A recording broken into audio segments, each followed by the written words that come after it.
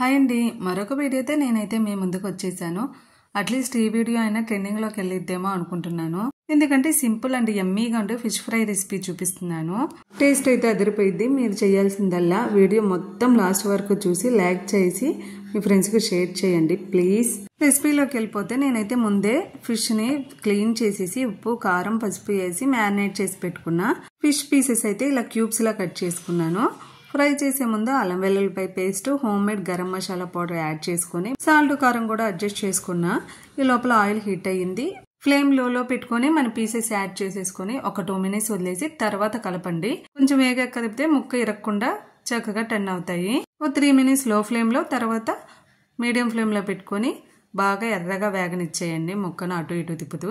నేనైతే బియ్య పిండి కానీ కార్న్ ఫ్లోర్ ఎలాంటి ఫుడ్ కలర్స్ కూడా యూజ్ చేయాలి. కానీ చూసారా ఎంత క్రిస్పీగా, అలాగే పీస్ ఎంత కలర్ఫుల్ గా వచ్చిందో చూస్తుంటేనే నోరు ఊరిపోతుంది. లాస్ట్ లో కొత్తిమీరతో గార్నిష్ చేసుకున్నాను.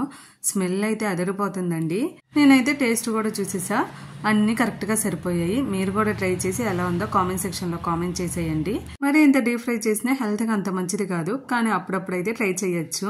అలాగే మర్చిపోకుండా మన ప్రీవియస్ వీడియోస్ కూడా చూసి సబ్స్క్రైబ్ చేసుకోవడం మర్చిపోరు కదా.